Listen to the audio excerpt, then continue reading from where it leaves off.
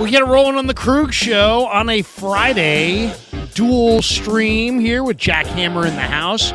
We normally go at 11, but, man, we had Max Starks and Bill Hillgrove from Pittsburgh, so we had to delay it a little bit. But here we are at 12:30 on a Friday, September the 8th, 12:30 on the West Coast, 3:30 on the East Coast. Myself and Jack Hammer, who covers the Niners for the Santa Rosa Press-Democrat, off and rolling on all things 49ers, and we are just days away now from the NFL season kicking off for the 49ers at Heinz Field in Pittsburgh. The Niners and the Steelers in what is promising to be a hard-hitting affair. What's going on, Jack? Good to see you, man. How are you? Yeah, it's good to see you, too. It's good to see you yesterday up in Santa Clara, and looking forward to Sunday. Yeah, I mean, you know, this is, I don't know. To me, it looks like it kind of sets up for the Steelers. Why? Well, you know, the Steelers always start fast under Mike Tomlin.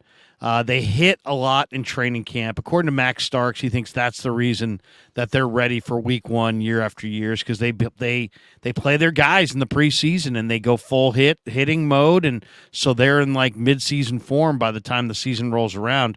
The Niners under Kyle Shanahan, contrarily, are 2-4 under Shanahan in week one, and in those 6 games, they're averaging 20 points a game.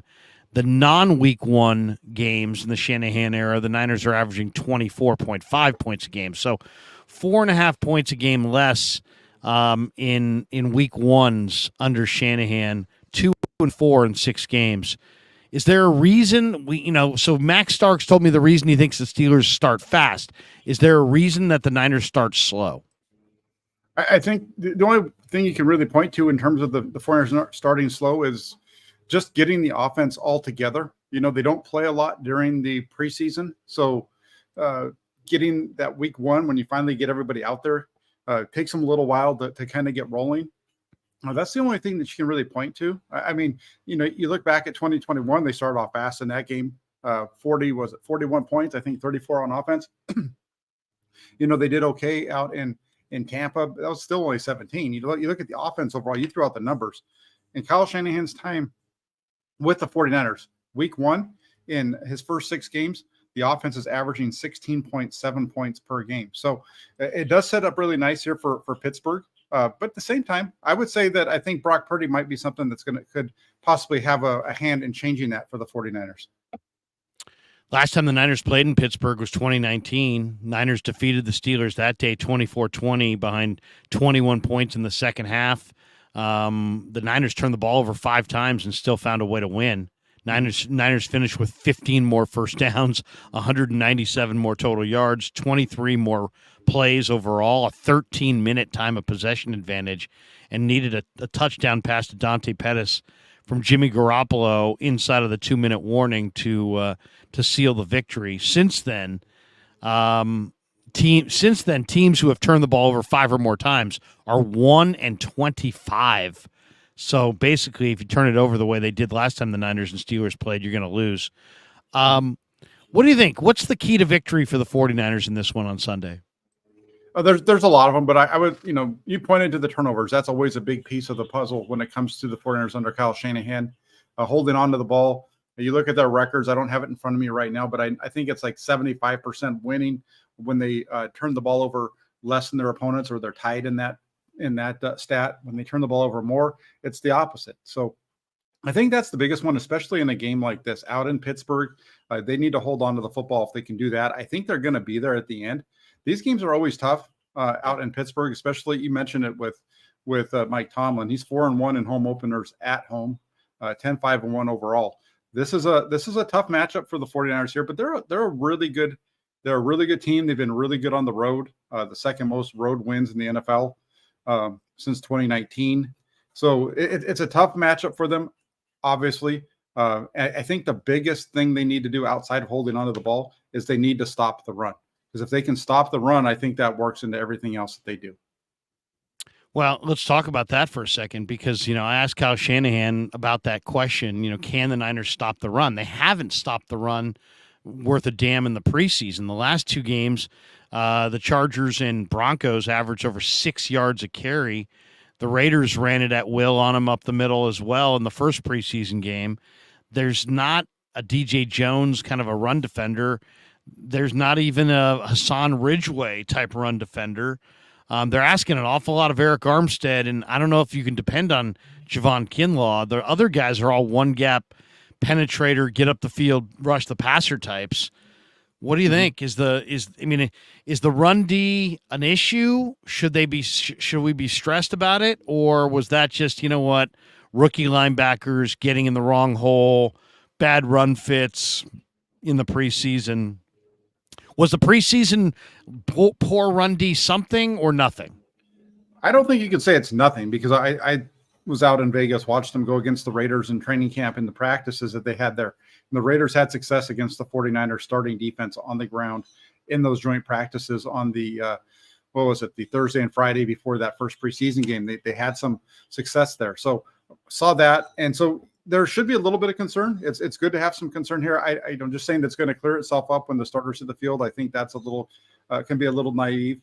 And we've seen the 49ers under Kyle Shanahan struggle with stopping the run early in the season. Go back to 2021. They did not do a very good job shutting down the run in those first couple of weeks of the season, especially out in Detroit. Even though they blew that game out, they were still giving up a lot of big runs in that game. The following week in Philadelphia, more of the same. And then they started to kind of level off and get better. So there's definitely, I think, being concerned about it is a good way to put it. I think there should be some concern there. New defensive coordinator, Steve Wilkes. We haven't seen what that's going to look like yet. So there's a lot of uncertainty around the defense right now for the 49ers. Which running back? Now, Pittsburgh's got three backs, right? They got Najee Harris, who's a horse, and he runs upright. He takes lots of hits, but he's also, he dishes out a lot of punishment. But he's a gigantic target. He's 6'2", 242 pounds, and he runs violently. Then they've got Jaylen Warren, who's much more compact, but he also is pretty powerful. And then they have Anthony McFarland, who's got incredible speed to the edges. Of their three backs, who do you think the Niners will have the most success defending? Who's the guy that's going to give them problems? I think they're going to struggle a little bit with Harris. I think if they can if the Steelers are able to generate some push and open up those holes in the middle, I think the 49ers are going to struggle with that kind of a power runner, but he also has some moves to go along with it. So I do think they can struggle a little bit there. As far as the other two backs, when they start getting to the edges, I think that plays into the 49ers strengths, because the 49ers linebackers run really well. So when you try to attack this defense on the edges, their speed can overtake you, and that's where they make the play. So running right at this 49ers defense might be the way that Pittsburgh has the most success. So I would say Najee Harris might be the biggest problem for the 49ers on Sunday. And as far as if we flip the card and talked about the Niners run game, how do you think Shanahan divvies up the carries? I mean, we've seen J.P. Mason and Ty Davis-Price get a lot of the action in camp, but they also have McCaffrey, and now they have Elijah Mitchell healthy. How do you think the running back carry breakdown is going to look at the end of the game? I think we'll see. Let's just go with 25 rushing attempts in this game for the 49ers. If that's the number, I would say you'll probably see about 14 to 15 of those come from Christian McCaffrey, probably about 5 or 6 from Elijah Mitchell, and then those last few between Deebo Samuel and J.P. Mason. I don't expect to see Ty Davis-Price be one of the actives in this game. So McCaffrey's is their number one back. He's going to have the most carries, and then I think you'll see Mitchell next with Mason and Deebo following those two up. Yesterday, we were both down in Santa Clara. We're not there today. They're having a little brief media session today with Shanahan. They'll open the locker room, and then they'll all board the bird and fly to Pittsburgh this afternoon and have a day to acclimate to the East Coast time zone before Sunday morning's game. There were a lot of media people yesterday that were a little frustrated that that Nick Bosa wasn't there to talk.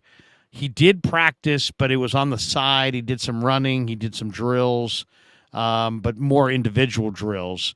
Sounded like they're just kind of slowly ramping him up. One, do you think that they didn't, put him out there for the media? Because I noticed that he didn't actually sign the agreement, or at least they didn't put out the video of him signing the agreement till this morning. Is it possible that they had 11th hour wrinkles that the agent wanted to iron out, or you think they just didn't want to? Do you think they were holding him back yesterday because he hadn't actually put ink to paper? Or, what do you think? There were a lot of people saying, well, is it going to get done? Is it actually done? But today we actually saw video of him signing it and hugging John Lynch. So we know it's a done deal. But do you think they wanted to get that signature on the paper before they, dusted him off for the media? What were you think's going on there?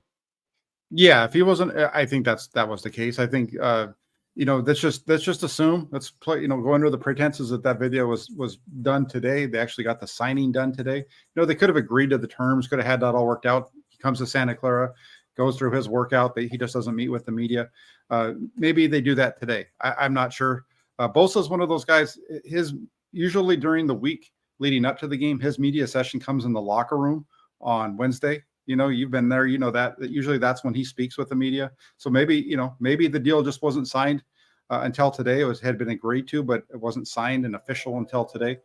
So I think that would make sense. Also, that also would explain why we haven't been able to really get into the details of the contract, because until that contract is completely signed and executed and sent to the NFL, that's when we finally start to see those details. So I think that's probably what was taking place yesterday. Now, you tweeted out 4 hours ago, Bosa gets $170 million in new money added to the $17.859 million he was already guaranteed this year on the fifth-year option. So you're saying the deal is essentially 6 years, $187.859 million so 31.3 per year.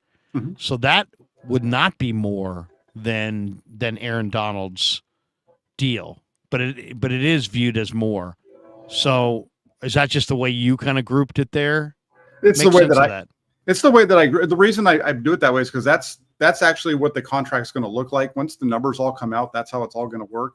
The 5 years, 170 million, that's important for the player and the agent to show that he got his guy more money. So it's very similar to like DeForest Buckner. We dealt with this with DeForest Buckner when he got traded to Indianapolis. If you remember that was billed as a 4-year, $84 million deal. Well, he was in the same situation that Bosa is now. He was going into his 5th-year option. It was an extension of that deal. So he was a 5-year deal with, over a certain number. The Bosa Express coming rolling through town really close right now. But I would say that's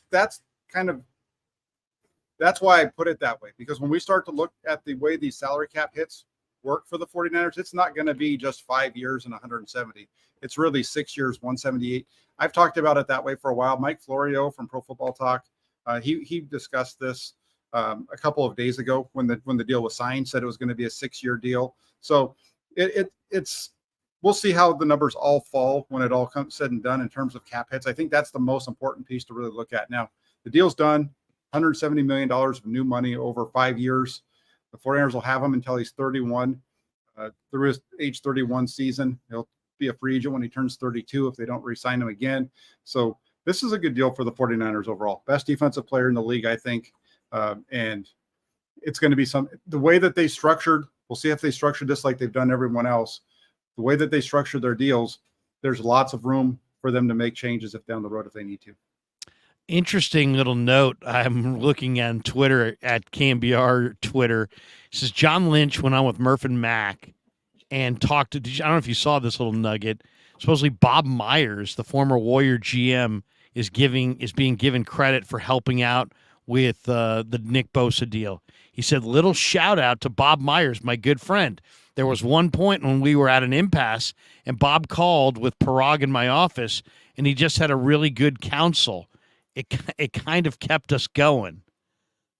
I don't know exactly what Bob Myers may have said, but I mean, that really is interesting.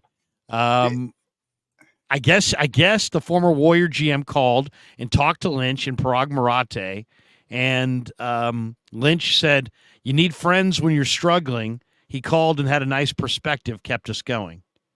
So there you go. Bob Myers, who knew? Bob Myers has been through some of this in the past, right? He's a former agent. Yeah, he's been through it. He knows what it's good. And the 49ers, the Warriors, they're tied together a little bit. We know that these guys were during the playoffs. Both Lynch and Shanahan were at the game, so there's some love between those two organizations. I'm sure Bob Myers and John Lynch hit it off, and so on. So yeah, it's good to see that Bob Myers, who's been through it, was able to reach out and give him some advice as far as getting this deal done. How many snaps will Bosa play on Sunday?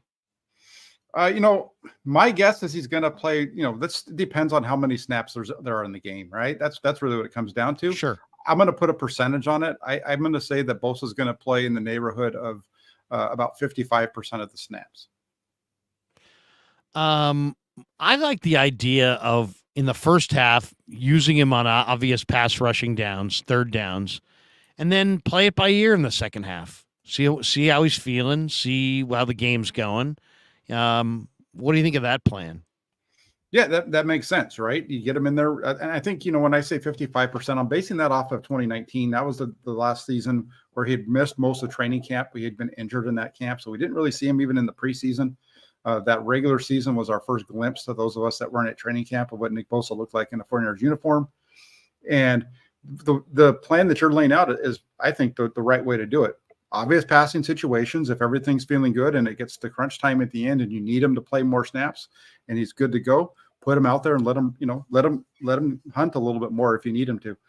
If the game's going in your direction and you don't necessarily need him as much, you can kind of, ease off of him a little bit so that you're not overusing him right off the bat. A couple supers. Sarah jumps in. Hi, Larry. Hi, Jack. I joined the toolbox, so I'm ready to kick off the season. Let's go, Niners. I predict we win by 6 points. And what does that say? Plus a Bosa Sackaroonie. The boys are ready. So there you go. She's thinking of a 6 point win. Ricky Williams jumps in. He says, lose week 1. It is what it is. I'm just trying to see the O-line and D-line play. I think it'll play a part in what we do when it comes to trades or free agent pickups. Well, that's the other angle on this contract. It gives the 49ers, with the renegotiations of Trent Williams and George Kittle, it gives them roughly $24 million under the cap, which is the second most to the Cleveland Browns going into week 1. What do you think the plan is with all that cap room? Is it simply to roll it into next year, to re-sign as much of the core as possible? Or do you think it will be utilized at the trade deadline to bring in a player at a position of need? How do you kind of see their restructures, and what do you think it means for them in the immediate future? It'll be interesting to see how this plays out, because we know the 49ers like to have about $5 million in money going into the season for signings that they're going to have to make and those types of things. So for them to clear out as much cap space as they did, that was quite interesting. So, maybe part of that is because they're trying to free up money. That money can roll over next year to get Brandon Ayuk his contract next season if they need to, kind of getting ahead of it a little bit there. Otherwise, maybe the other thing that I put this out there too is possibly maybe what they're going to do is the Bosa numbers that we've seen. We haven't really seen what his cap hit's going to look like this year. We know what it was supposed to be.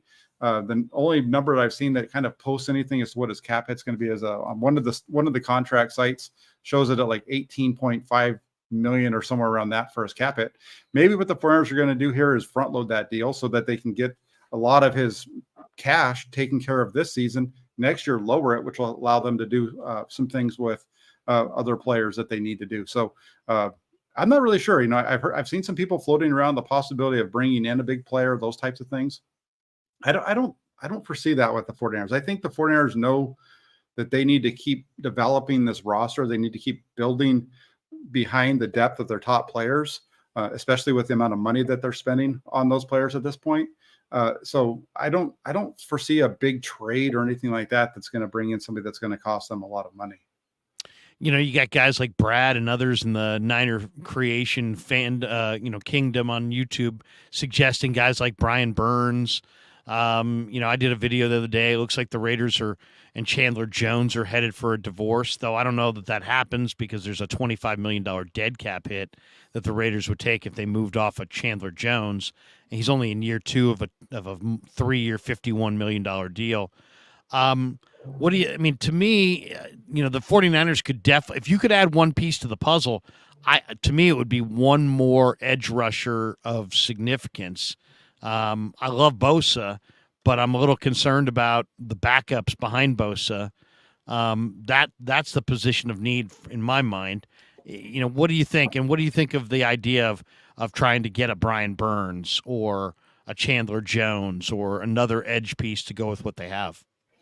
Yeah, a guy like Burns, Jones, those are, especially a guy like Burns. He's a nice guy because he's been a productive player. He's a little bit on the younger side. He's a guy that I understand why people would want to go after him.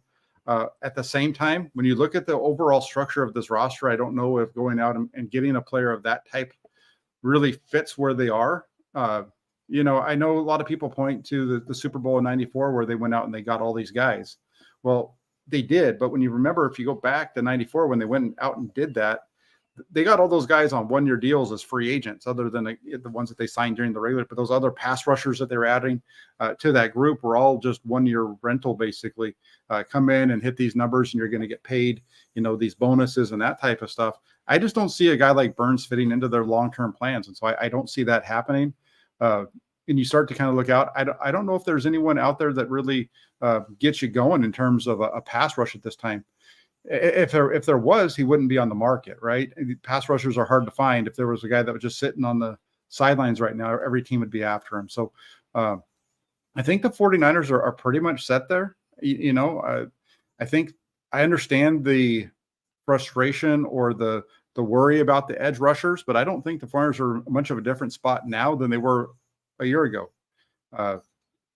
Charles Amenahu and Jordan Willis and Samson Ebicom, those were guys that were okay, but none of them were world beaters, and they're all gone now. And the 49ers kind of have a new group of that, and we'll see.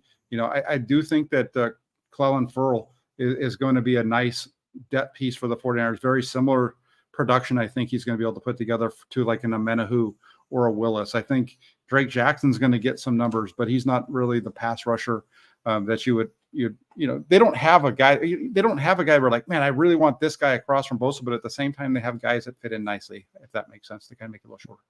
Yeah, I mean, I think Drake could have a bust-out year. I think he could have a 10-sack season. He's going to get a lot of one-on-ones if he can stay healthy.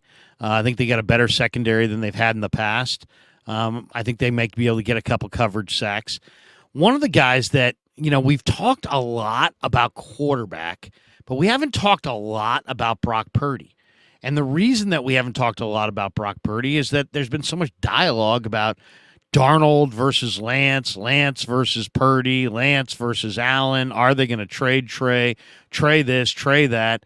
Trey just sucked all the oxygen out of the room. No offense to him, no fault of his own, but the conversation when it came to quarterback has all been about the backup quarterback. And we really have not talked that much about who Brock Purdy is and what exactly he's headed for as far as a career. Mark Willard from 95.7 The Game on Twitter has a prediction poll out. He said, what's your prediction on who Brock Purdy is destined to be?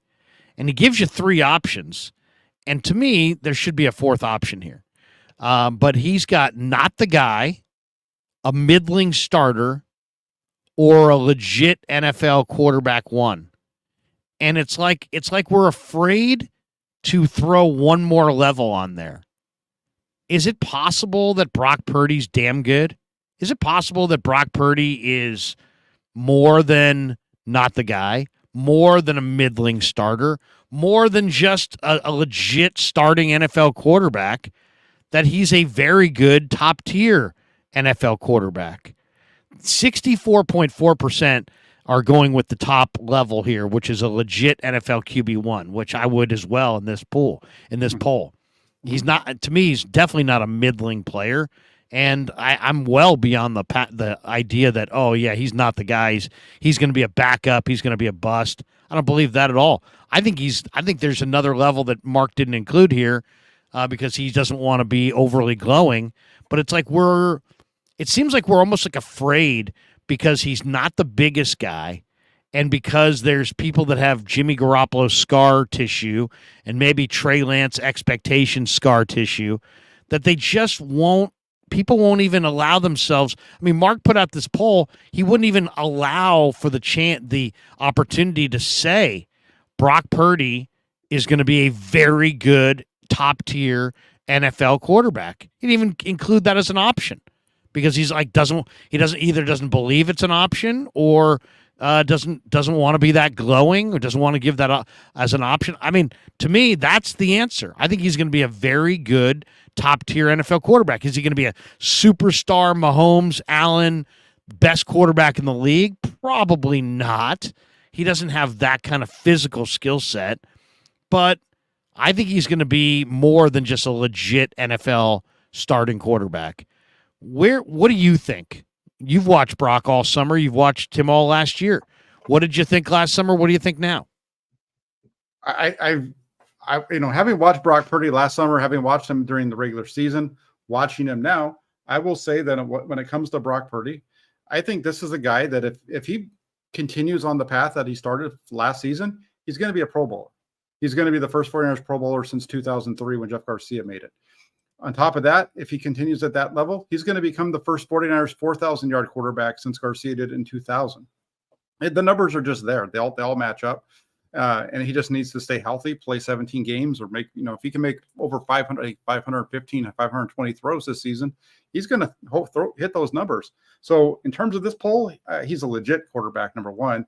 I think there's a potential that he could become he's not your prototypical franchise type quarterback, but you've talked to Willie Snead and a lot of, he keeps bringing up the same guy in terms of the quarterback from Drew Brees. Drew Brees, right? And that's kind of who I would say if he's going to be a top level guy, he's going to be Drew Brees with a little bit more mobility.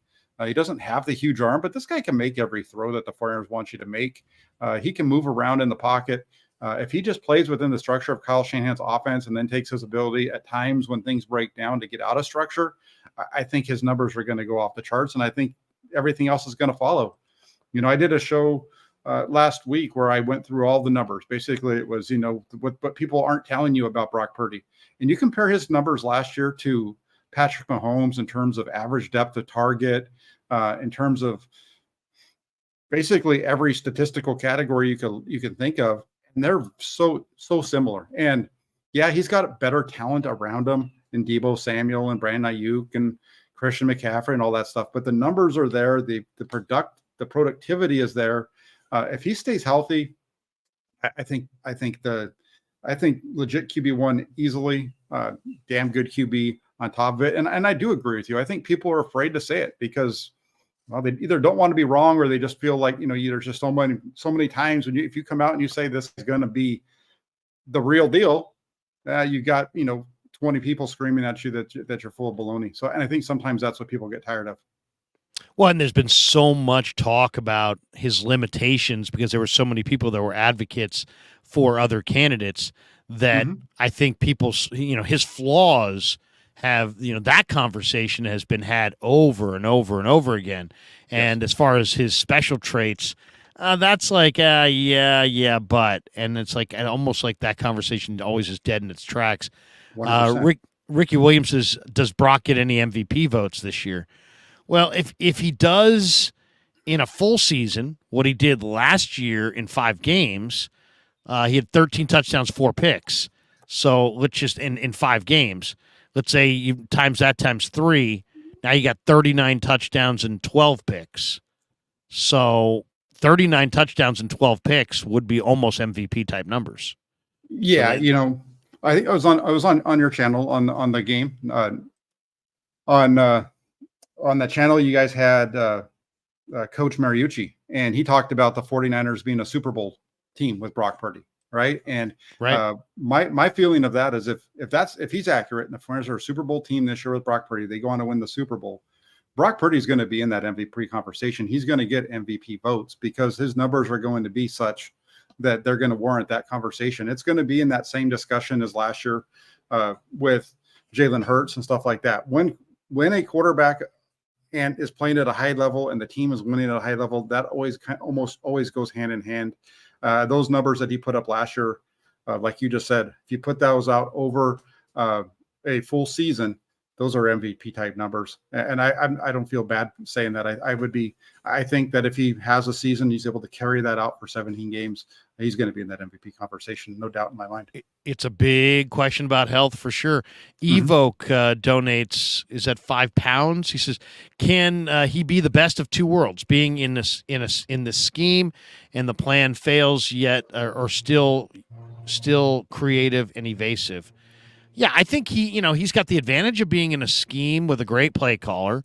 He's also got the advantage of having a nice array of weapons around him, but he also has the ability to buy himself extra time. He's got mobility to make plays off schedule, and to extend plays. And I think we're going to see more of that. I think we're going to see more of that as the season goes on. This first game's a huge challenge because the Steelers have such a killer edge rush. How concerned are you about their ability to just block the Steeler front? Colton McKivitz has 29 career snaps at right tackle. He'll go up against T.J. Watt, who 2 years ago was the defensive player of the year in the NFL. And then obviously, there's Alex Highsmith on the other side. There's Cam Hayward. There's Nick Herbig. There's Marcus Golden. The Steelers' edge rush crew is phenomenal. And then you throw in Hayward inside. Are the Niners going to be able to protect Purdy in this game, or is he going to be running for his life? Yeah, I've been thinking a lot about this, and I'm writing up my article for my pregame questions to keep an eye on. This is one of them. And what I would say when it comes to the quarterback spot, I do think that Colton McKivitz is going to be better than people expect. I think that's going to be part of it. But in terms of the quick passing game, Patrick nails it right here. This is the direction I'm leaning. Is I think Brock Purdy helps his offensive line out. If the 49ers come out and they're just working their offense and he's able to get the ball out quick, I think that helps him out. We saw that in Philadelphia, that first possession, until they decided to get a little aggressive, a couple quick throws, get the ball out of your hand quick, move the ball. And I don't, if they kind of stick to that kind of a game plan, I think that helps him out. If they start to drop him back, 7-step drops, deep play action, those kind of things, that's where he's going to be in trouble. So I think, you look at this game, talked about it a little bit earlier with the running game of the Pittsburgh Steelers. Kyle Shanahan has to have some patience here. He needs to take this game. He needs to just kind of let it come to him, not be over aggressive early on. Just let Purdy and let the offense work. Let him hit these guys underneath and then see if those guys can bust one. Because this is a pass rush that if you're dropping back, it's going to be a long day if you're dropping back too much. I think for the 49ers, they need to establish that quick passing game early and really stick to it until an opportunity opens up later on. Yeah, I mean, and if you can, I mean, get a lead and start running the football a little bit. The one thing I wonder about is I don't know how good the Steeler offensive line is. I don't know if they'll be able to run it on the Niners, and then I don't know exactly if the Niners will have success running it on the Steelers. To me, the team that can establish the run is at a decided advantage in this game. There was also an interesting story earlier this week.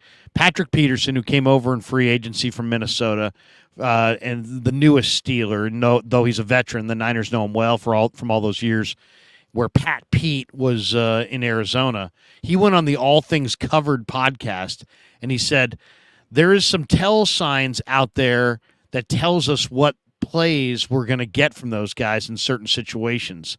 When I get my pick Sunday, we'll talk about it. So Peterson's played against Kyle Shanahan offense 9 times in his career. He has no interceptions against Shanahan offenses. He did get into a little scuffle with Brandon Ayuk, and Ayuk body slammed him. What do you think? I mean, Brock Purdy was asked about this. He kind of took the high road and was like, hey, man, I'm from Arizona, and I've always been a Patrick Peterson fan, and it was competitive. He goes, it's the competitive nature, I guess, in football. He dropped a "we'll see." It wasn't like he said, "What? Oh, we'll see about that." But it also wasn't like, well, I'm really afraid of Patrick Peterson. Oh no, I'm shaking in my boots. Purdy just gave the simple, well, we'll see. We'll see. What do you think? Do you think Patrick Peterson has a tell? Or do you think he's trying to play mental games with the young QB? And then if he did, why would you say it in the pregame? Why wouldn't you say it? Why wouldn't, it's almost like he's playing mind games. What do you think? If they have a tell, then what took Patrick Peterson to this point in his career to finally figure it out? Yeah, I don't know. That's a funny one. I don't know if you saw the tweet from Dov Kleiman earlier today, where there's a picture actually of Brock Purdy and Patrick Peterson on the sidelines, both wearing Cardinals uniforms. Purdy was probably when Purdy was the high school player out in Arizona, because he was highly successful out there. So there's a picture of the two of them together. So that whole thing, just talking, and maybe he's trying to goad him into taking a chance that he wouldn't normally take or something like that. Who knows what's going on here? I think Peterson's a guy that's been pretty successful throughout his career, but hasn't really had a lot versus the 49ers. So we'll see. I think this is one that favors the 49ers, though, with their receiving core that they have. Kyle Shanahan spoke this morning, and he was asked about how Nick Bosa looked. And I saw Nick yesterday, and I thought to me, he looks heavily muscled, like he's been doing lots of lifting. I don't want to say he looks stiff, but he definitely looks thick and muscled up. Here's the quote from Shanahan. He looked exactly how we expected, in real good shape, looks ready to go. I think he'll do all right. The hitting is less of a concern. It's more about stamina.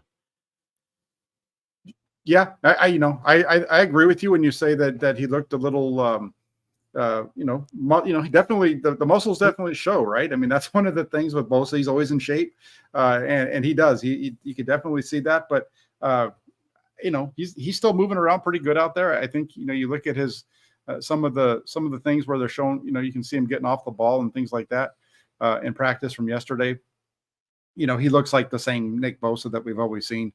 I think that he's going to be just fine, and I think he's excited to be back too, because he hasn't been around the team, so it's a little bit different for him coming in and after missing the entire preseason.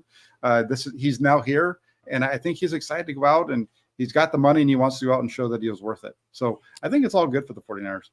Well, as long as he doesn't pull anything. He looked a little tight to me, but we'll see. We'll see. We'll see when he gets out there.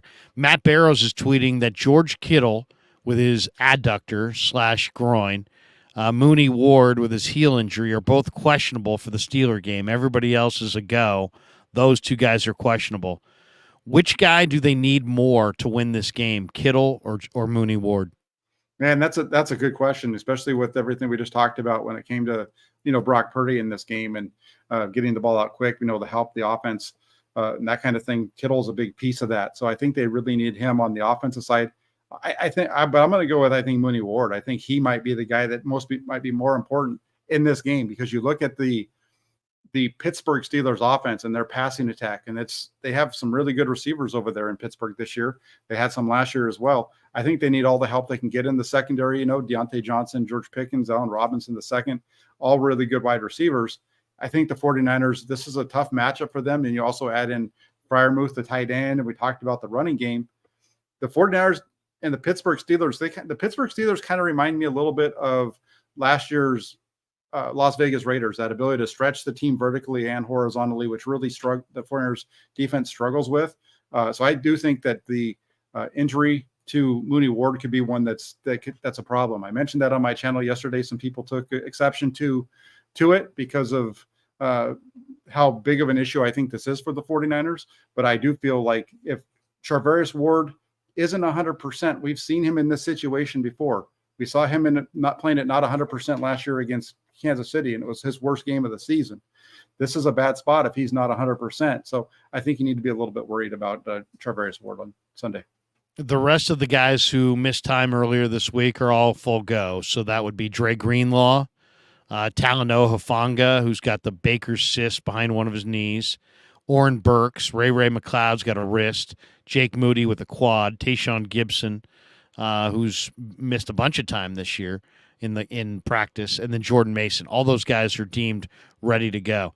Would you feel more comfortable going with the veteran, practice squad, Matthew Wright, who does have experience kicking at Heinz Field, over Jake Moody, a rookie who struggled a little bit in the preseason, making his first start in a stadium he's never kicked in? I mean, I know Moody's their long-term play, and I get that, but I kind of wonder if the better play this week might be to go with the guy who actually has experience kicking at Heinz Field. They say Heinz Field is one of the more difficult fields in the NFL to kick field goals at. Mm-hmm. Would you rather go with Matthew Wright or Jake Moody? Yeah, that's a tough question. I know Wright's he's done well in the NFL when he's been given opportunities, and so, this is one where I think I feel good with Jake Moody because that's the guy that they brought in, and I've seen him kick quite often, and saw every kick that he had during training camp, and I thought he did a good job in Santa Clara during training camp. I know he struggled a little bit in the 2 games that he's gotten into. I just feel like if they're not putting him in tough situations, he's going to be fine. And when I say tough situations, I'm talking about long field goals. If he's kicking them in 40, 45 yards in, I think he's going to be okay. It might get a little squirrely if it's beyond that, but I think they'll be okay in that direction. He's going to be the guy for the long run anyway. So go ahead and go with the guy and that you brought in, and play the best that you have. And if he's the best, then you play him anyway, regardless of the situation. I agree. Better quarterback, Kenny Pickett, Brock Purdy. That's not even close. Brock Purdy is much better than Kenny Pickett. I said the same thing. It's funny. I was on with Jesse and Vish last night. I said Brock Purdy by a wide margin. He's like, well, Kenny Pickett went in the same. He went in the first round. Brock Purdy went in the 7th round. I'm like, well, we got to get over draft position. Clearly, teams missed on Brock Purdy. I think that's stamped official around the NFL. Why do you like Purdy more than Pickett? I like Purdy more than Pickett because of the accuracy. I think the separation between the two is going to show up when it comes to what they do under pressure. I think that's the difference between the two. Both guys are going to be able to make the throws when they're clean. Brock Purdy does it at an exceedingly high rate. But even when you start to look at what they're doing when pressure is around them, So for example, Brock Purdy last season, he was I put this number out on Twitter today. Against pressure, his passer rating was 88.6. When he was kept clean, it was 115 point something. Best in the league. Best in the league. Well, here's the thing, though. That 88.6 number when pressured, that's second best in the league, behind only Josh Allen. Josh Allen and Tua Tagovailoa down in Miami. And so I think the Tua piece and the piece here with Purdy shows you a little bit about the 49ers and the Dolphins and their schemes, how that works in the quarterback's favor. But still, to be that high. And then you look at where he is in terms of against the blitz. Last year, he was at 97.1 against the blitz. And that's his regular season and postseason stats combined. You look over at Kenny Pickett, and against pressure last season, he was at 62.4 was his NFL passer rating. Against the blitz, he was at 72.4. The numbers aren't even close between these two guys. I think Kenny Pickett's a nice quarterback. He's gives you some things to worry about. The Steelers have some guys you have to worry about. But if Nick Bosa and this 49ers defensive front puts pressure on them, it's game over for the 49ers. I really think that's where this game, we talk about a lot of different things, but if it gets to a game where the quarterback has to make plays, I feel better about the 49ers chances than I do the Steelers. When you say game over for the 49ers, you mean game over in favor of the 49ers? Yes. Yeah, yeah. The notorious GAV, who's a big fan of yours, member for 5 months of your channel, he says, could this be the best Kyle Juszczyk, the best juice that we've ever seen? What do you think? Yeah, I like it. I think that I would like to see them utilize him more in the passing game. I would like to see them run a lot of 21 personnel this season with him really in being the second tight end, kind of being that move tight end role. H-back, I guess is what they call it. I'd really like to see that because I think Juszczyk has the ability to do all those things. We know that he does because we've seen him as a receiver. He's probably their second best tight end on the team anyway. So I think you give him the ball, give him opportunities. I know Gav's a big fan of Kyle Juszczyk. He's a big fullback guy. Probably comes from his soccer background. But I like Kyle Juszczyk. I think that he has a good chance to really put up some numbers this year. Could be his final year. They did draft, or they did sign Jack Coletto after the draft. They did keep him on the practice squad. I would imagine Coletto it will at least compete with Juszczyk next year for that roster spot. But a lot has to happen between now and then. Fish and Chips says Jack Hammer, starting journalist, 2023. Look at that. We got Ricky Williams in the house. He said, this is a big game for Coach Steve Wilks. Also, at what point do we hit the panic button if the Steelers take it to us, especially in the pass game? Well, what kind of concerns do you have for the 49er defense? Wilks is I'm wondering how Wilks is going to deal with real pressure and real criticism He inherited the number one D. There's nowhere to go but down. Mhm. The Niners were number one against the run. They were number one overall. Now he takes over. The run D hasn't been there this preseason. I asked Shanahan about it, and he admitted that it wasn't good in the preseason, but seemed to take not put a lot of credibility in the preseason results for a number of reasons. I'm wondering about Wilks overall. Some people feel like Wilks is going to be the fall guy if things don't go well this year. I just see Wilks as being a guy. I'm interested to see how he responds as far as publicly if there are struggles. Does he, because he seems unlike D'Amico, who's just everybody was great, everything was great. Steve seems a little bit more real, a little bit more edgy, maybe a little bit more verbally critical publicly of his players. I wonder if they get gashed by Najee in the run game. Does he call out guys in the presser? Does he name guys? Does he just wear it all himself? And then if he does call out guys, what's the impact of that? These guys have played under D'Amico the last few years. They're not used to being called out in the media. Mm-hmm. What do you think of the Wilks? And then I look at Wilks' resume, and I'm like, wow, he's got an impressive resume. And then you look at how many different stops he's had in the last 20 years, and he just kind of keeps moving. And I'm always weary of people who are nomadic in their careers. What do you think? Is Wilks going to continue the defensive dominance that we've seen from Saleh and D'Amico, or does the defense going to backslide despite the presence of Hargrave? Well, the first thing I'm going to say real quick is I think when you look at the way people at all of his other stops have talked about Steve Wilks, one of the things that always comes up is they talk about him as a leader. They call him a leader of men, the way that he handles the locker room and so on. So I think if there are issues, if there are some struggles, I don't think he's going to really call people out. He might say something if he's asked specifically about a player or something like that, but I don't expect to see him step up and all of a sudden he's ripping, Eric Armstead for for not staying in the hole or whatever. I don't see that from him. I am interested though to see how he handles this team, because this is a defense that's done very well for itself. Going back to 2019 with just being a team that doesn't blitz a lot. They just get after you with their front four. They do pick their spots with those blitzes. And I'm interested to see where he puts a stamp on this thing. If he comes in here and he's trying to blitz all of a sudden, what is that going to look like? Is that going to open them up to big runs and gashes up the middle and that type of thing, because they're out of gaps because of the blitz? So I think that's more of what I'm looking for, is just to see what his defense looks like. Is it the same as what we've seen in the past, or does it regress in some way? And if so, what is it about him that's causing that? What do you think Wilks' game plan is going to be? Let's talk about the game plans of on both sides. Let's talk about the Wilks game plan first. What's his game plan to defend Pittsburgh? Are we going to see linebacker blitzes? Are they going to get it done with just their front four? I mean, the one thing that is, somebody brought up in the chat that I think is a fair comment. Kenny Pickett in the preseason played 5 series. He led them on 5 touchdown drives in those 5 series. So he comes into this game in a good rhythm. How does Wilks interrupt that rhythm? I think you just need to put some pressure on him. The numbers are good for Pickett, right? But when you look at it, how much of that play was against starting level teams? I think that's the other thing too. When you look at this preseason, you look at the 49ers defense, the struggles that they've had, the offense, how good they were, all these types of things. Who were they playing against? Who was on the field?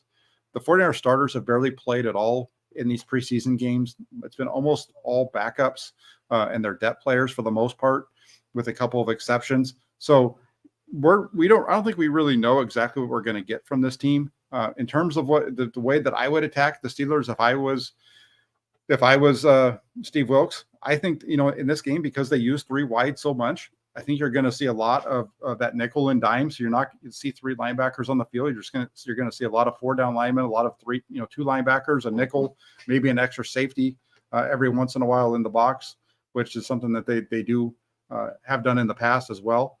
And I think you need to kind of pick and choose your blitzes. I think you just really need to stop. You need to stop the run. You need to get after Kenny Pickett with your down 4, make him find spots to beat you. And I think that's how they'd be able to get to him, because I think they'll get pressure with Bosa and Armstead and Hargrave. I think those 3 can generate enough pressure that's going to move the quarterback off a spot. And if they can do that, and they're just playing coverage behind it, I think that really plays into their strengths. Train is coming through. It is. The Bosa Express is rolling on. The train is coming through. Of the Pittsburgh weapons, offensive weapons, there's Pickett, there's Najee, Jalen Warren, Anthony McFarland, kind of the three-headed backfield. They have Connor Hayward as a fullback they like to throw it to. They've got a couple tight ends, Freiermuth, who's excellent down the seam, one of Pickett's favorite targets. They also have the gigantic rookie out of Georgia, Darnell Washington. And then, they got three wide receivers of note in Deontay Johnson, George Pickens, Allen Robinson out of the slot, probably against Demo Lenore. They also have Calvin Austin, the third, who's pretty dynamic in his own right on gadget plays and definitely as a return man. Which of their offensive weapons do you think Wilkes stays up at night this week thinking about? Who's the guy that you're like, man, I would love to take that guy away? I think you need to watch out in this one for the wide receiver George Pickens. His ability to go deep and take you deep it could be a problem. Especially again depending on how they match him up. If you get him matched up one-on-one with Charvarius Ward, I would take that deep shot on Charvarius Ward. We've seen him struggle with that, and especially if he's got a little bit of an issue going on with his heel, get George Pickens, who's a big deep threat type of guy, and they'll give him 50-50 balls and whatnot. Line him up on Ward, take a shot. That's what I would be worried about that if I was Steve Wilkes, that they're going to line him up and they're going to do that a number of times, because we've seen Ward struggle with this. We saw him struggle with it in the postseason. I really felt like last year down the stretch, the 49ers best cornerback was Deommodore Lenoir, not Charvarius Ward. He did very well during the end of the regular season, into the postseason. Charvarius Ward seemed to struggle a little bit there, and I think that would be what would scare me the most, that a little bit of a foot injury there, and the receiver just has his ability to get down the field and make big plays. That'd be concerning to me. Teasy jumps in with Deontay Johnson he's surgical all over the field. Pickens is a big play guy for sure, though. No question. They got Deontay Johnson, I think, is probably the best receiver that nobody talks anything about. Yes. Like you could say, hey, who are the best receivers in football? Nobody ever says Deontay Johnson, and yet he's pretty damn good. We got this one on the Super from NFL Fans for Life. He said, defense has been carrying this team for years. It's time for Kyle and the offense to carry this team. If the defense struggles, no excuses. Yeah, mm-hmm. I mean, there's always going to be a little bit of give and take. All right, let's flip it over and talk about the 49ers on the offensive side. What's Kyle Shanahan's game plan? They got a fierce rush. They're a hard-hitting bunch. Cam Hayward's got double-digit sacks inside, but then they also have TJ Watt, Alex Highsmith, Nick Herbig, Marcus Golden, some pretty active inside backers in Landon Roberts, Cole Holcomb, new guys. They got Mark Robinson, pretty athletic player. They got kind of a remade secondary. Minka's the star back there at free safety. The rest of the guys, I think, are pretty freaking ordinary.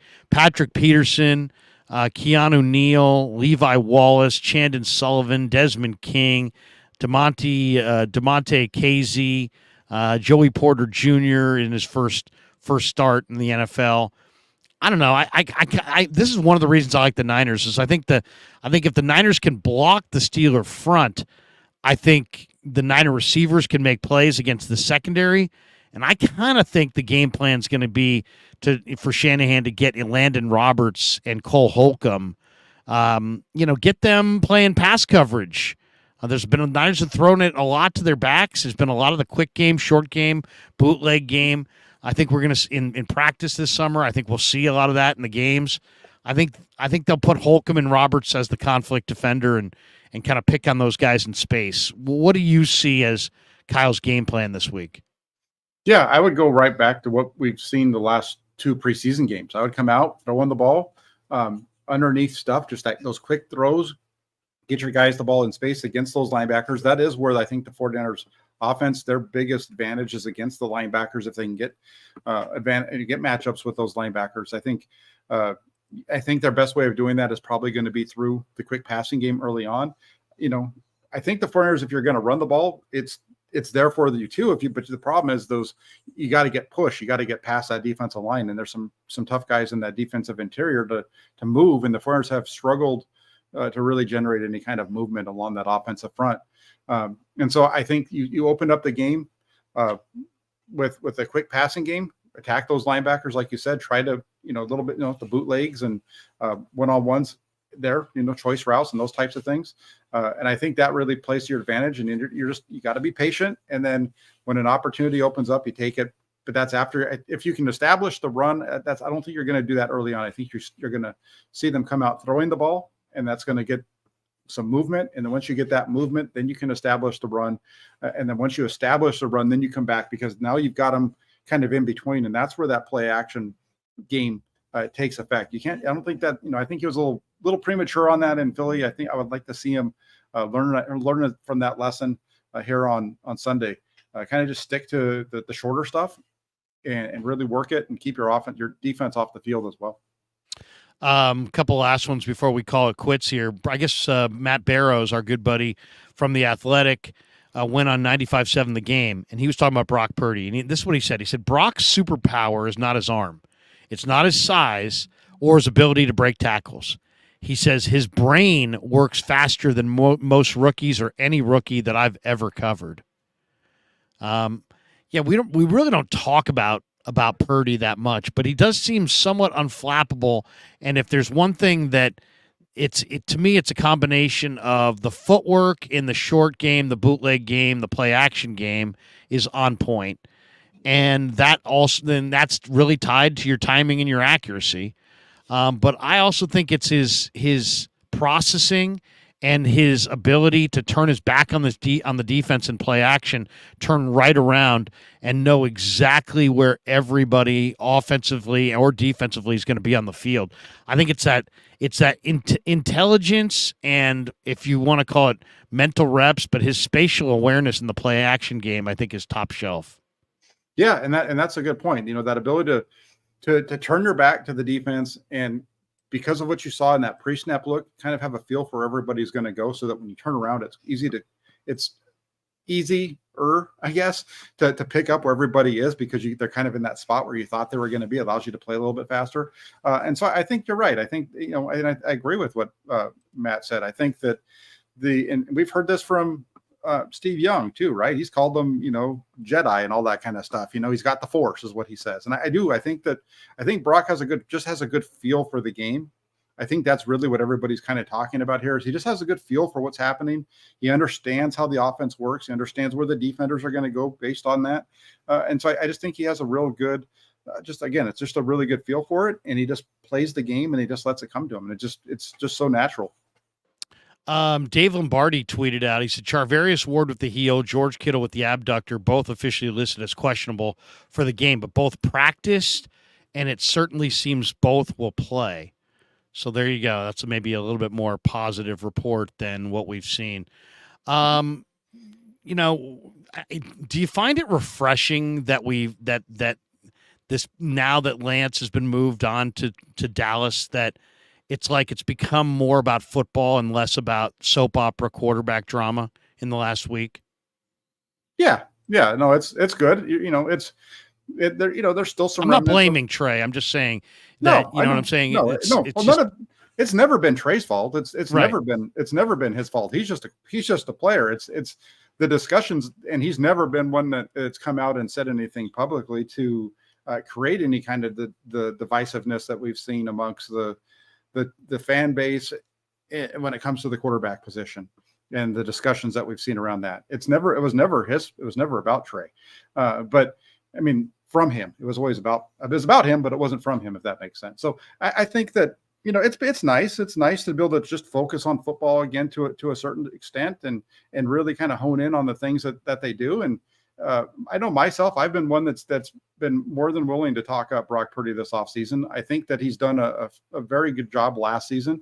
A lot of people, didn't like what I had to say about it when it comes to Purdy's performance last season. And, now that Trey Lance isn't here, you're starting to hear a lot of those same things that I've been saying all along. That's becoming a bigger part of the discussion now. It's kind of interesting how that kind of transpires. Yeah, Fish and Chips says Wilkes will take it out of a journo's chin strap on. I have no idea what the heck that is. I think he's telling us that if he struggles, that he's going to take it out on us. We better have our chin straps on. I think that's what he's saying. I gotcha. Well, that's my he seems very like a straight shooter, and he also seems like he doesn't really cover anybody.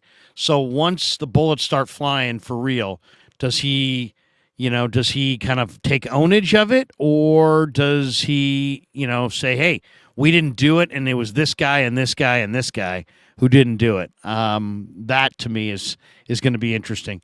Is there anything that you can point to why the Niners start slow? They're 2-4 in week 1 under Shanahan. The only thing I can think of is just the fact that the offense is a little difficult, and they don't play a lot together. They practice together, but they don't play. They don't really have that. So it takes a little bit of timing for them to get into the flow of things. That's the only thing that I can think of as to why the offense has struggled a little bit. At the same time, you go back, you look at 2019, like I said, they put up 31 points in Tampa, 17 on offense. They moved the ball well there. I think Garoppolo had a bad interception down in the red zone, if memory serves me correct, in week 1 in Tampa that took points off the board. You go to 2020, they're at 20 points again there, and there was a couple of bad plays from Garoppolo that, so I think a lot of it, as I'm speaking through it, I think a lot of it goes back to the quarterback play, the type of play you're getting out of that quarterback position. That's why, again, I'm high on Brock Purdy, and I think if he goes out and performs in the game, they feel like they need to put a little bit on his shoulders, and they allow him to play a little bit of a quicker game early on. I do not worry about putting more on Brock Purdy's plate than they need to put on there. I think if they feel like they need to lean on him in this game, do it. He's your quarterback. You put everything, all of your chips are on him. You've gotten rid of Trey Lance. Behind him, you have a guy that's only, a veteran who's, been whatever in Sam Darnold. But Brock Purdy's the guy. He's a captain. That's the other thing. They named him a captain. Last year, their starting quarterback wasn't even a captain on the team. I got into a back and forth on Twitter about this one too, and to me, it just shows so much of where this locker room is that Brock Purdy is the starting quarterback of the 49ers and that he's a captain. He's the guy. I think they see him that way, and I think he's going to be just fine. I'm looking at the weather. They're saying 60% chance of rain on Sunday, temperatures between 65 and 76. So it'll be perfect temperatures, but a 60% chance of rain. Does rain in any way, I mean, we saw rain last year in week 1. Mm-hmm. Hopefully it won't be anything like that. What do you think? Does rain impact this game, or either side? Does either side have a decided advantage in a rain situation? I think looking at it right now, the rain situation's really changed from what it was a couple of days ago. I'm just looking at it now. It looks like there's going to be more rain throughout the game period than there had been a couple of days ago. I was looking at it, and it looked like the rain was going to just be in the beginning, but it looks like it's going to carry through. That can definitely play a part in it. And I think if it's raining, I think it plays more to the team that can stop the run and run the ball. I think when the conditions are poor, you've got to be able to get things on the ground. I think the 49ers are built that way. The Steelers are built that way too. And so it's which team, if they're both able to find some success on the ground, and that's the direction they're going, which team can actually come up with a stop, right? So we'll see. I think I do. You saw a little bit of Purdy last year in the rain against Seattle in the wild card game, and he struggled a little bit with that. So, throwing the ball in the rain isn't easy. You can make some throws. You're going to miss some throws. I'm interested to see how it all plays out. Well, it'll be interesting to see because, wouldn't it be so apropos if we did an entire off season of, well, Trey didn't play well against the Bears. It was a monsoon. And then, you got people arguing about who looked good, who didn't look good, and the excuses. And now all of a sudden here's Brock in week 1. And, what if he just struggles and it's a monsoon? Will the people give him the benefit of the doubt the way they gave Trey the benefit of the doubt, or will it still be like, doesn't matter? It does not matter. Fish and Chips says more quality, like the Mr. Bill Hillgrove piece. Well done. Yeah, I had Bill Hillgrove on, the longtime voice of the Steelers, who was born in 1940 and has been doing the game since the 70s, like 1974 or something like that. We had him on earlier, and it was a real pleasure. I love doing that kind of stuff. We will do behind enemy lines type stuff each and every week. That's the beauty of having your own channel and having the ability to tape something at any point. It's really easy to pop guys in and out of here. And we had Max Starks this morning. We had Bill Hillgrove. We'll do that every single week. We'll have more guys like that. And Shane says, Jack and Larry, best in the biz. Jack, we'll miss you in Pittsburgh. Heading to Steakhouse now. Had to say Niners 27-17. Pro Bowl Purdy. Maybe see you in Miami. Or see you in Minnesota, I should say. Jack, what's your final prediction on this one? I'm gonna keep the score a little bit lower. I'm gonna say if the 49ers are gonna pull this out, it's gonna be a 23-21 49ers. And I'm even gonna go with Jake Moody. Jake Moody's gonna kick a field goal to win, put the Niners up 23-21. It's gonna be 21-20. He's gonna drive down. He's gonna put it through the uprights. And the Niners come home 1-0. I'm gonna say Sean 951 Niners had my pick earlier. I was going 31-17. But I think with the rain, I'll go, it's going to be 27. It's going to be 17-17. Niners are going to get a touchdown to make it 24-17. And then they'll get one field goal tacked on at the end. So I'm going to say 27-17 49ers. I think the Niners are going to score between 24 and 31. I think the Steelers are going to score between 15 and 21. That would be my pick, 27-21 49ers. Jack, what do you got cooking the rest of the day or tomorrow or on game day on your channel? What do you got rolling? Well, I'll definitely be coming on and do a pregame show. Probably, the game starts at 10, so I'll probably be coming on live a little after 8:30. So keep an eye on that about 8:45. That way we get the rosters will be announced, so we can come on. We can take a look at the keys that I have for the game, the 5 questions that I'll put together. We'll do that on Sunday before the game.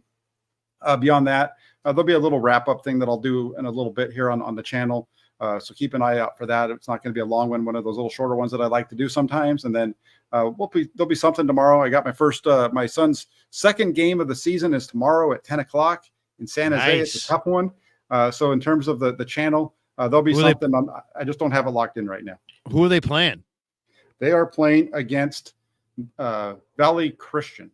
Valley Christian. And your kid plays for what school? He plays for the Hay Balers. And what's his position? He's a defensive tackle. D-tackle. Oh my goodness. Is he throwing guys around? He's doing okay. Yeah, every day. But he's been telling me how many tackles he's been getting in practice. So I'm excited for that. He moves really well for his size. It's going to be fun. Jack, great stuff, man. Always good to wrap with you. Enjoy it's a warm day in Walnut Creek. It's got to be a warm day where you're at as well. Enjoy your Friday. Go Niners on Sunday, and we'll see you down in Santa Clara next week. Sounds good. Yeah, I'll definitely see you. The great Jack Hammer. He's fantastic. Absolutely one of the best in the business. And read him inside the Santa Rosa Press-Democrat. He does a great job covering the 49ers. All right, let's mention our sponsors and bolt for the door. MarinAutoglass.com, 415-883-3030. You see their scroll at the bottom of the page. You need a new windshield. They come right out to wherever you're at. Pop out the old one, glaze in the new one, sweep away the glass. It's a one-stop shop you cannot beat, Marin Autoglass. So you got a crack in your windshield and it's staring you down. It's not going to get better. You know that, right? MarinAutoglass.com, 415-883-3030. Also, we are brought to you by New York Style Sausage Company. The only kind of Italian sausage that I will eat is New York Style Italian sausage. We're also brought to you by the title sponsor of the Krueg Show, Pig and a Pickle, the best barbecue in all of Northern California. Check them out in Emeryville and Corte Madera. They're open 7 days a week in both spots from 11 a.m. until 8 p.m. or until they run out. So get the brisket chili. You can't go wrong with either. Say hi to Damon, say hi to Mary, and tell them that Larry Krueger sent you. And we're also brought to you by Underdog Fantasy. You can type in the code Krug. The link is in the description.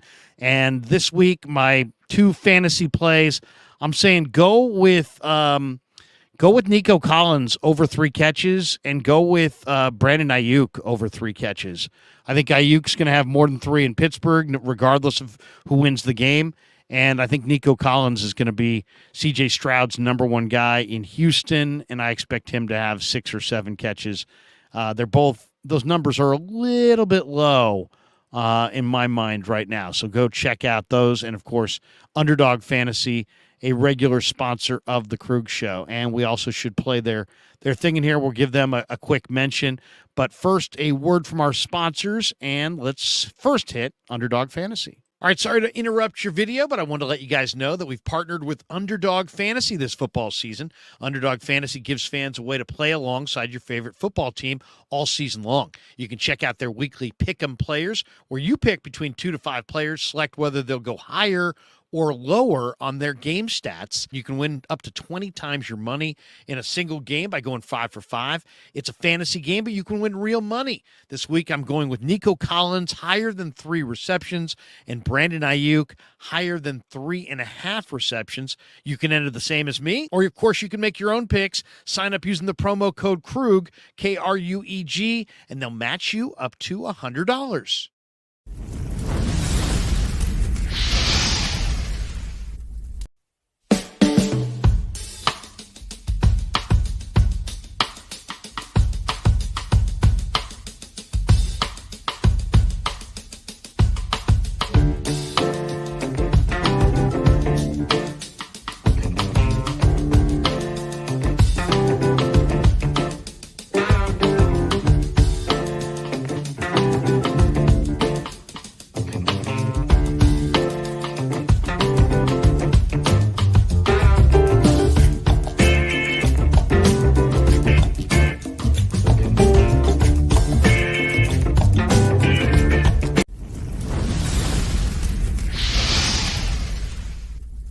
So New York style sausage was started over 70 years ago. We are the largest producer of fresh Italian sausage on the West Coast. What makes our sausage in New York style is really the recipe came from back east, from New York, from Connecticut. If you look at all of our labels, there's maximum 4 or 5 ingredients, which we're really proud of. There's no preservatives, no MSG, fresh in, fresh out. The pork comes in fresh, goes out fresh. There's never any freezing throughout the process. We've always used fine quality cuts. We're never gonna deter from that. It's one of the reasons why our sausage is so good. I guarantee you put our sausage up against anybody else's from a flavor standpoint, no one will beat it, hands down. Hey, do yourself a favor and do me a favor. Go buy a package of the New York style Italian sausage. Guaranteed you will love it, guaranteed.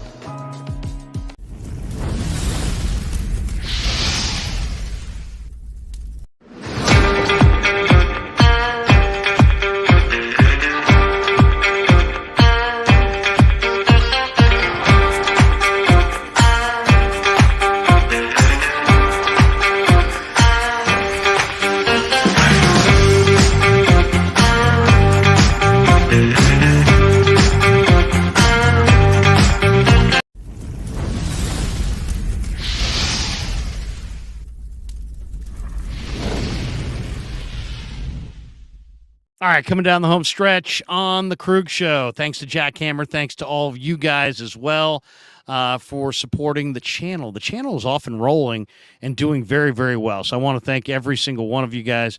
If you haven't hit like and subscribe, please do. If you hit like, that just helps more people find the shows. It helps the algorithm, kind of jogs the algorithm, and more people find the shows when you hit like, especially early in the streams.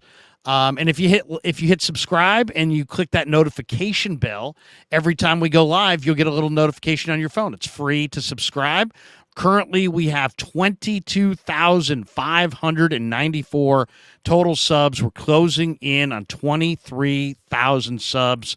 We've had over 1 million views of our videos and live streams this month, over 165,000 watch time hours. We've added almost 1,500 subscribers in the last 4 weeks alone. So thanks to all of you for making this channel as successful as it's been.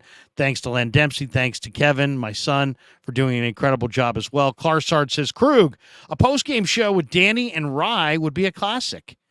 you know what? Maybe I'll invite those guys. I know we're going to have Baller in the house. My son will be here, and JD's going to check in. So maybe I'll throw a little Danny and Rye invite on Sunday. Maybe I'll send those guys a text today, this afternoon, and we'll see if we can get them in the mix. I know Danny would be up for it. I haven't talked to Rye in a few weeks, so we'll see. We'll see if I can get Rye, but that would be good. That would be good. A little Danny and Rye, a little old time sake. Get those guys in the mix. Get their thoughts. I think we can do that. I think we can make that a reality. So, yeah. As far as the channel, the rest of today, I'm not sure what I'm doing the rest of today. Sometimes I jump in with Danny on Friday nights, talk a little baseball. We'll see. Maybe I'll do that. Tomorrow morning at 9 a.m., the coach will be in the house, and we'll break down Niners-Steelers again. I'm looking forward to that. We'll have a great dialogue with the coach tomorrow at 9 a.m. Pacific, noon Eastern. And then game day, we'll probably do a little pregame video. Look for that on with the keys to the game. And then we'll do that in the morning. Then we'll watch the game. And as soon as the game ends, I mean, unlike the home games, where I go down into the locker room and interview guys, and it's like half hour, 45 minutes later before, I get on the mic and start the post-game show.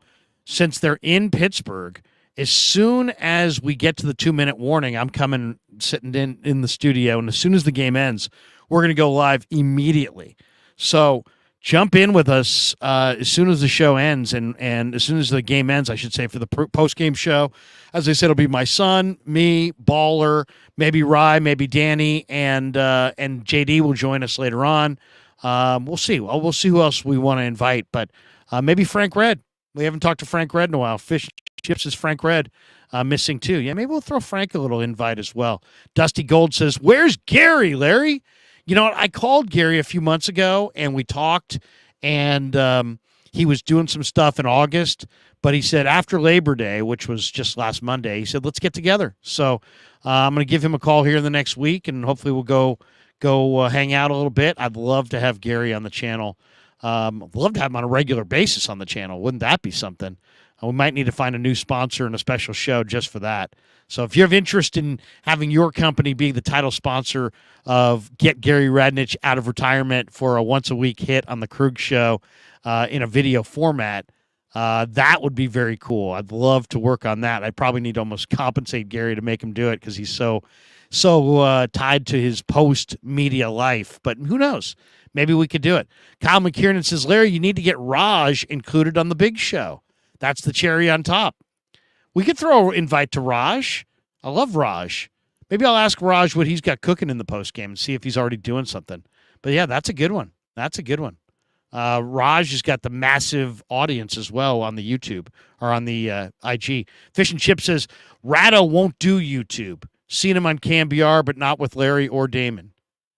I don't know Ratto that well, to be completely honest. I have never invited him on the show. It's not like we've invited him a bunch and he's turned us down. I haven't invited him on. I don't know that he wants to be on, but I got nothing against him. He's a good man. All right, that's going to do it for us. Hope you enjoyed the show. Thanks to Jack Hammer. Thanks to all of you. Go Niners. Enjoy a warm Friday around the Bay Area. And catch me in the morning with the coach. Catch me on Sunday after the game. Have a great weekend, everybody. Yeah, never met a man I've been scared of. Careful, you gon' get exactly what you asked for. Here for